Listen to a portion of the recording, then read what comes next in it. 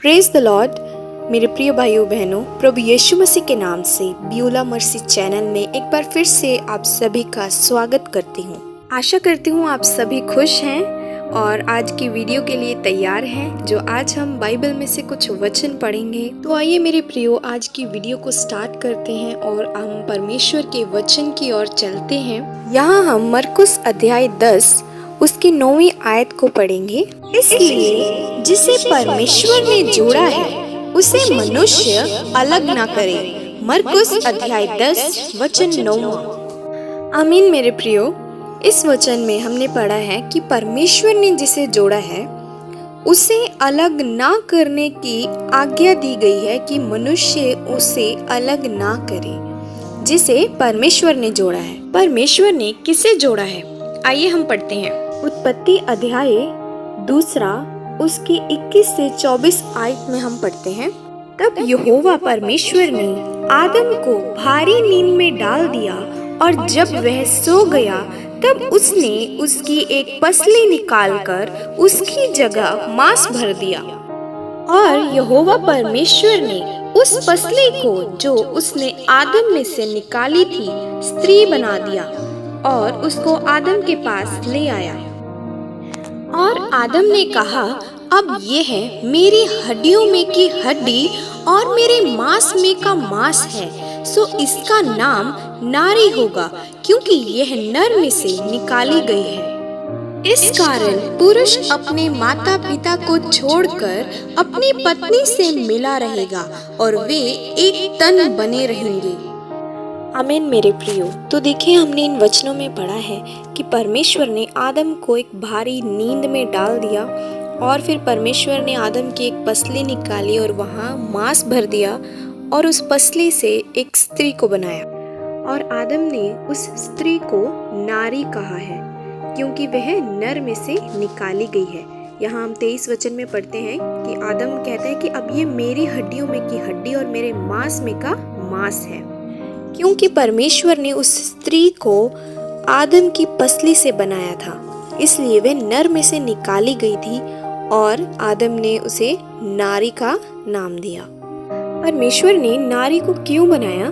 देखिए हम इसी अध्याय के 20वें वचन में पढ़ते हैं, परंतु आदम के लिए कोई ऐसा सहायक ना मिला जो उससे मेल खा सके। परमेश्वर ने सब कुछ बना दिया, सारे जंतु बना दिए और जीव जंतु बना दिए, पशु बना दिए, पक्षी बना दिए, लेकिन परमेश्वर को आदम के लिए कोई सहायक नहीं मिला। इसलिए परमेश्वर ने आदम की पसली लेकर एक स्त्री को बनाया जो उसकी सहायक बनी। और 24 वचन में हम पढ़ते हैं कि इस कारण पुरुष अपने माता पिता को छोड़कर अपनी पत्नी से मिला रहेगा। तो परमेश्वर ने आदम और हव्वा को पति और पत्नी के रिश्ते में जोड़ा था।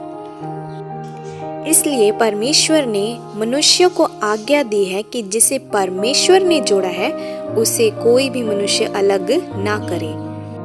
मेरे प्रियो, पति और पत्नी का रिश्ता जो है वो बहुत ही पवित्र रिश्ता होता है, बहुत ही प्यारा रिश्ता होता है। पति और पत्नी हमेशा एक दूसरे के सहायक होते हैं और सहायक रहते हैं पूरी जिंदगी। तो परमेश्वर ने पति और पत्नी को जब जोड़ा है और ये आज्ञा दी है कि वह अपने माता पिता को छोड़कर, पति अपने माता पिता को छोड़कर अपनी पत्नी से मिला रहेगा, तो उन दोनों का प्यार, उन दोनों का विश्वास बहुत ज़्यादा मैटर करता है उनकी लाइफ में। मेरे प्रियो, आजकल की ज़िंदगी में पति और पत्नी का रिश्ता सिर्फ कागज़ के टुकड़ों पर रह गया है। आइए हम एक वचन को पढ़ते हैं। जिनका ब्याह हो गया है उनको मैं नहीं वरन प्रभु आज्ञा देता है कि पत्नी अपने पति से अलग ना हो। 1 कुरिन्थियों अध्याय 7 वचन 10। तो देखिए मेरे प्रियो, इस वचन में भी हम ये पढ़ रहे हैं कि जिनकी मैरिज हो चुकी है, जिनकी शादी हो चुकी है, तो उनको परमेश्वर ने आज्ञा दी है। पौलुस आज्ञा नहीं दे रहा है यहाँ पर परमेश्वर ने आज्ञा दी है कि पत्नी अपने पति से अलग ना हो, अपने पति के साथ रहे। मेरे प्रियो, विवाह परमेश्वर के द्वारा बनाया गया एक मिलन है जो कि पक्का है और वो अंतिम है। परमेश्वर ने पुरुष और स्त्री को प्रेम और एकता के बड़े जोड़ में बांधा है, जो मृत्यु के साथ ही समाप्त होता है। परमेश्वर का वचन कहता है कि तुम एक दूसरे से अलग मत हो। परमेश्वर की ये आज्ञा है। पत्नी को आज्ञा दी गई है कि वे अपने पति से अलग ना हो। ये बहुत दुख की बात है कि टीवी पर आजकल जो धारावाहिक दिखाए जा रहे हैं, जो नाटक दिखाए जा रहे हैं, या प्रसिद्ध लोगों के जीवनों को देखकर जो आजकल विवाह टूट रहे हैं, पति पत्नी के नहीं बनती है, उनमें झगड़ा आ गया, लड़ाइयाँ हो रही हैं या तलाक तक की जो बात पहुंच जाती है, ये सब व्यर्थ है। परमेश्वर ने कहा है कि तुम एक दूसरे के साथ बंधे रहो, एक दूसरे से अलग मत हो। आइए मेरे प्रियो, एक और वचन को पढ़ेंगे जहां पौलुस बताते हैं कि आप थोड़ी देर के लिए, पति और पत्नी थोड़ी देर के लिए एक दूसरे से अलग हो सकते हैं। आइए हम उस वचन को पढ़ते हैं। तुम एक दूसरे से अलग ना रहो, परंतु केवल कुछ समय तक आपस की सम्मति से कि प्रार्थना के लिए अवकाश मिले और फिर एक साथ रहो। ऐसा ना हो कि तुम्हारे असंयम के कारण शैतान तुम्हें परखे। पहला कुरिन्थियों 7वां अध्याय वचन 5। आमीन मेरे प्रियो, देखिए हम इस वचन में पढ़ रहे हैं कि पौलुस बता रहे हैं कि आप केवल कुछ समय तक आपस की सम्मति से, आप पति और पत्नी एक सलाह मशवरा करके थोड़े टाइम के लिए प्रार्थना के लिए अवकाश ले एक दूसरे से। पौलुस ने ये नहीं कहा कि आप एक दूसरे से दूर हो जाएं, अलग हो जाएं। पौलुस यहाँ ये कह रहे हैं कि आप थोड़ी देर के लिए पति और पत्नी एक दूसरे से थोड़ी देर के लिए अलग हों ताकि वे प्रार्थना कर सकें। हमारी व्यक्तिगत प्रार्थना हमारे जीवन में बहुत महत्व रखती है। इसीलिए यहाँ पे पौलुस ने कहा है कि आप थोड़े समय के लिए, पत्नी और पति को थोड़े समय के लिए एक दूसरे से अलग हों ताकि वे अपनी व्यक्तिगत प्रार्थना में जा सके और वे परमेश्वर के साथ बातें कर सके, परमेश्वर के आगे अपनी प्रार्थना को रख सके। और फिर पौलुस कहते हैं कि प्रार्थना के बाद फिर से एक हो जाएं, एक दूसरे के साथ रहें। ऐसा ना हो कि हमारे अकेले रहने से शैतान हमें परखे। मेरे प्रियो, पौलुस यहाँ पर ऐसा बिल्कुल नहीं कह रहे हैं कि आप पति पत्नी एक साथ बैठे रहो या कोई कार्य मत करो, अपने काम पर मत जाओ, या पत्नियाँ कोई काम ना करें अपने पति के साथ बैठे रहें। ऐसा बिल्कुल नहीं है, पर उनके कहने का ये अर्थ है कि पति और पत्नी का जो विश्वास है, जो उनके रिश्ते में सबसे ज़्यादा खास उनका विश्वास और उनका प्रेम होता है, वह कभी ना टूटने पाए। इसलिए जो हमारा प्रेम है और जो विश्वास है पति और पत्नी के रिश्ते को बांधे रखता है। और मेरे प्रियो, जब पति और पत्नी किसी कारण अलग हो जाते हैं या उनके बीच कोई अनबन हो जाती है या लड़ाई आ जाती है या कोई झगड़ा आ जाता है या कोई शक पैदा हो जाता है, तब शैतान परखता है। क्या आप जानते हैं हव्वा को भी शैतान ने बहकाया था ताकि वह पाप कर सके। आइए हम उस वचन को पढ़ते हैं, फिर आप अच्छे से समझेंगे। यहोवा परमेश्वर ने जितने बेनेल पशु बनाए थे उन सब में सर्प धूर्त था, और उसने स्त्री से कहा, क्या सच है कि परमेश्वर ने कहा कि तुम इस वाटिका की किसी वृक्ष का फल न खाना? स्त्री ने सर्प से कहा, इस वाटिका के वृक्षों के फल हम खा सकते हैं, पर जो वृक्ष वाटिका के बीच में है उसके फल के विषय में परमेश्वर ने कहा है कि ना तो तुम उसको खाना और ना उसको छूना, नहीं तो मर जाओगे। तब सर्प ने स्त्री से कहा, तुम निश्चय न मरोगे, वरन परमेश्वर आप जानता है कि जिस दिन तुम उसका फल खाओगे उसी दिन तुम्हारी आंखें खुल जाएंगी और तुम भले बुरे का ज्ञान पाकर परमेश्वर के तुल्य हो जाओगे। उत्पत्ति अध्याय 3 1-5 वचन। तो देखिए मेरे प्रियो, यहाँ पर जब वो स्त्री अकेली थी, वह अपने पति के साथ नहीं थी, और तब क्या हुआ, शैतान सांप के रूप में आकर उसको बहका गया। उसने क्या कहा, क्या तुम इस वाटिका के वृक्षों के फल नहीं खा सकते? तो उसने क्या कहा, हम खा सकते हैं, लेकिन जो वृक्ष वाटिका के बीच में है उसका फल हम नहीं खाएंगे, क्योंकि परमेश्वर ने हमें मना किया है। अगर हम उसे छुएंगे या खाएंगे तो हम मर जाएंगे। पर यहाँ पर शैतान ने उसे बहकाया कि तुम निश्चय नहीं मरोगे। और उसको क्या लालच दिया कि परमेश्वर जानता है कि अगर तुम खा लोगे तो तुम्हारे अंदर बुद्धि आ जाएगी, तुम्हें भले बुरे का ज्ञान आ जाएगा और परमेश्वर के तुल्य हो जाओगे। शैतान हमेशा हमें लालच देता है और हमें भरमा देता है, और फिर हवा शैतान की बातों में आ जाती है और उसकी बातों में आकर पाप कर बैठती है। जबकि परमेश्वर ने मना किया था कि वे फल नहीं खाना, फिर भी वे वो फल को तोड़ती है, खाती है और अपने पति को आदम को भी खिला देती है, और उनकी आंखें खुल जाती हैं। वो परमेश्वर के विरुद्ध पाप कर देते हैं। इसीलिए मेरे प्रियो, परमेश्वर खुद और पौलुस भी वचन में बता रहे हैं कि पति और पत्नी एक दूसरे से अलग मत हो, क्योंकि शैतान हमें परखना चाहता है। वो हर समय तैयार है, अपनी किसी न किसी गंदी योजना के साथ वो तैयार रहता है कि किसी न किसी तरीके से पति और पत्नी के रिश्ते में वे फूट डाल ले। आज हम देख रहे हैं कितने ही रिश्ते टूट रहे हैं, कितने ही जो रिलेशंस हैं, हस्बैंड वाइफ के रिलेशंस जो हैं वो डाइवोर्स तक पहुंच चुके हैं। लड़ाइयाँ चल रही हैं, शक पैदा हो रहे हैं। पति का घर में पत्नी के साथ दिल नहीं लगता, पत्नी का अपने पति के साथ दिल नहीं लगता। तो ये जो चल रहा है ये पाप में बस फंस रहे हैं लोग। मेरे प्रियो, हम एक और वचन को पढ़ेंगे जहाँ परमेश्वर ने पति को और पत्नी को दोनों को अलग अलग आज्ञा दी है, और हमें उस आज्ञा के अनुसार अपने मैरिड रिलेशन को चलाना चाहिए। आइए हम देखते हैं। हे पतियों, अपनी अपनी पत्नी से प्रेम रखो, जैसा मसीह ने भी कलीसिया से प्रेम करके अपने आप को उसके लिए दे दिया। इफिसियों अध्याय 5 वचन 25। इसी प्रकार उचित है कि पति अपने अपने पत्नी से अपनी देह के समान प्रेम रखे। जो अपनी पत्नी से प्रेम रखता है वह अपने आप से प्रेम रखता है। इफिसियों अध्याय 5 वचन 28। आमेन।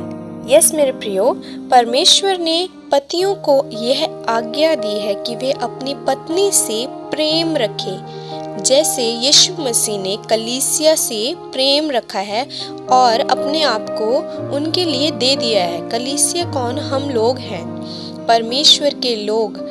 परमेश्वर ने हम सब के पापों गुनाहों को माफ़ किया है और हम सब के लिए अपनी जान दी है क्रूस के ऊपर। अपने आप को परमेश्वर ने हमारे लिए दे दिया है। और इसी प्रकार हम 28 वचन में पढ़ रहे हैं कि जो पति है अपनी पत्नी से अपनी देह के समान प्रेम रखे। जैसा पति अपने आप को प्यार करता है वैसे अपनी पत्नी को भी प्यार करे। और जो अपनी वाइफ से प्यार करता है, अपनी पत्नी से प्रेम रखता है, वह अपने आप से प्रेम रखता है, क्योंकि प्रभु का वचन कहता है कि वो दो नहीं एक हैं। जब हस्बैंड और वाइफ की मैरिज हो जाती है तो वो दो नहीं एक हो जाते हैं। आइए हम आगे बढ़ते हैं और देखते हैं कि पत्नियों के लिए परमेश्वर ने क्या आज्ञा को ठहराया है। आइए हम अगले वचन में पढ़ेंगे। हे पत्नियों, अपने अपने पति के ऐसे अधीन रहो जैसे प्रभु के, क्योंकि पति पत्नी का सिर है, जैसे कि मसीह कलीसिया का सिर है और आप ही देह का उद्धार करता है। इफिसियों अध्याय 5 वचन 22 और 23। हाँ मेरी प्रिय बहनों, हमारे लिए भी परमेश्वर ने एक आज्ञा को ठहराया है कि वे अपने अपने पति के ऐसे अधीन रहो जैसे हम परमेश्वर के प्रभु के अधीन रहते हैं। क्योंकि पति पत्नी का सिर है, जैसे मसीह यीशु मसीह कलीसिया का सिर है, वैसे ही पति अपनी पत्नी का सिर है। कोई भी लेडी है वह अपने हस्बैंड के नाम से पहचानी जाती है। और यहाँ अगर हम 24 वचन को पढ़ते हैं, इफिसियों अध्याय 5 का 24 वचन पढ़ते हैं, तो यहाँ पर भी लिखा है कि जैसे कलीसिया मसीह के अधीन है वैसे ही पत्नियां भी हर बात में अपने अपने पति के अधीन रहे। कि परमेश्वर के अधीन जैसे हम रहते हैं, हमारी पूरी चर्च, हमारी कलीसिया परमेश्वर के जैसे अधीन रहती है, वैसे ही हर एक पत्नी अपने अपने पति के अधीन रहनी चाहिए। जैसे उसका पति उससे कहता है करने को, वैसा उसे करना चाहिए। जो काम वो कहता है करने को वो करना चाहिए। उसके अधीनता में अपने जीवन को व्यतीत करना चाहिए। आइए हम एक लास्ट वचन को पढ़ेंगे और फिर खत्म करेंगे। हे पत्नियों, जैसा प्रभु में उचित है वैसा ही अपने अपने पति के अधीन रहो। हे पतियों, अपनी अपनी पत्नी से प्रेम रखो और उनसे कठोरता ना करो। कुलुस्सियों अध्याय 3 वचन 18 और 19। आमीन। यस मेरे प्रियो, यहाँ पे देखिए हम पढ़ रहे हैं कि पत्नियों को यहाँ आज्ञा दी है कि जैसा प्रभु में उचित है, परमेश्वर के अंडर जैसे हम रहते हैं, परमेश्वर की अधीनता में जैसे हम रहते हैं, वैसे ही पत्नियां अपने अपने पति के अधीन रहें, उनकी अधीनता में रहें। और वैसे ही 19 वचन में लिखा है कि सारे पति जो हैं वो अपनी अपनी पत्नी से प्रेम रखें और उनसे कठोरता ना करें। अपनी पत्नी से कठोर व्यवहार मत करें। देखिए मेरे प्रियो, शैतान व्यभिचार के द्वारा परिवारों पर प्रहार कर रहा है। हर समय वे क्या चाहता है कि लोगों में फूट डाल दी जाए। और जो पति और पत्नी का जो रिश्ता है वो बहुत ही पवित्र रिश्ता है, और जो शैतान है वह यही चाहता है कि हस्बैंड और वाइफ के रिश्ते में वो फूट डाल दे। और ऐसा करने में वो सफल भी हो रहा है, क्योंकि ईमानदारी, वफादारी और जो समर्पण है वो सब खत्म होता जा रहा है। चाहे वो लेडी है, चाहे वो जेंट्स है, चाहे हस्बैंड है, वाइफ है, तो इनमें से ये सब कुछ खत्म हो रहा है। पर मेरे प्रियो, आज अपने मन को फिराएं और अपने पापों से, अपने गुनाहों से तौबा करें। अगर आप अपने रिश्ते को बचाना चाहते हैं, परमेश्वर के वचन के द्वारा आज आप अपने रिश्ते को बचा सकते हैं। परमेश्वर की दी हुई आज्ञाओं को मानकर हम अपने रिश्ते की एक नई शुरुआत कर सकते हैं। मेरे प्रिय भाइयों बहनों, मैं जानती हूँ ये जो समय चल रहा है, यहाँ बहुत से रिश्ते टूट रहे हैं। स्पेशली हस्बैंड और वाइफ के रिश्ते तो बहुत ज़्यादा टूट रहे हैं, डाइवोर्स तक बात चली जाती है। पर मेरे प्रियो, परमेश्वर का वचन कहता है जिसे परमेश्वर ने जोड़ा है उसे मनुष्य अलग ना करे। मेरे प्रियो, अगर आप के बीच में कोई अनबन हो जाती है, अगर कोई लड़ाई झगड़ा हो जाता है, तो उसे आप जल्दी से जल्दी सॉर्ट आउट कर लीजिए। मेरे प्रियो, परमेश्वर आज आपसे बात करे। और अगर आप भी ऐसे बैठे हैं कि आपका कोई रिश्ता टूट रहा है, आपके और आपके पति के बीच में, या आपके और आपकी पत्नी के बीच में अगर कोई अनबन है और आपका रिश्ता ऐसा लग रहा है कि अब नहीं कुछ हो सकता और बस डाइवोर्स ही लेना पड़ेगा, पर प्लीज़ एक बार इस वीडियो को देखिए, परमेश्वर के वचनों को समझिए। और परमेश्वर ने आपको जोड़ा है, और प्लीज़ ऐसा मत कीजिए कि आप एक दूसरे से अलग हो जाएं। तो चलिए मेरे प्रियो, मैं इस वीडियो को यहीं पर ख़त्म करती हूँ और आशा करती हूँ आपको ये वीडियो अच्छी लगी हो। और अगर अच्छी लगी है तो प्लीज़ इसे लाइक कीजिए, इस चैनल को सब्सक्राइब कीजिए और बेल आइकन को भी प्रेस कीजिए, ताकि जब भी मैं वीडियो डालूँ आपको नोटिफिकेशन आ जाए। और एक और विनती करती हूँ कि इस वीडियो को शेयर कीजिए, ताकि अगर कोई है ऐसा कपल जो सोच रहा है कि हाँ हमारा रिश्ते का कुछ नहीं हो सकता या हमें डाइवोर्स लेना पड़ेगा, तो प्लीज़ आप इस वीडियो को शेयर कीजिए, ताकि उनके मन को परमेश्वर बदले इस वीडियो के द्वारा। और मेरे प्रियो, अगर आपकी कोई विनती प्रार्थना है तो आप हमें कमेंट बॉक्स में लिख दीजिए और मैं आपके लिए प्रार्थना करूंगी। मुझे बहुत खुशी होगी आपके लिए प्रार्थना करने में, क्योंकि मेरा परमेश्वर बहुत महान है। वो मेरी प्रार्थना को सुनता है और वो आपकी प्रार्थना को भी सुनेगा। So thank you so much for watching this video. Like, share and subscribe to this channel. प्रभु आपको आशीष दे। Praise the Lord.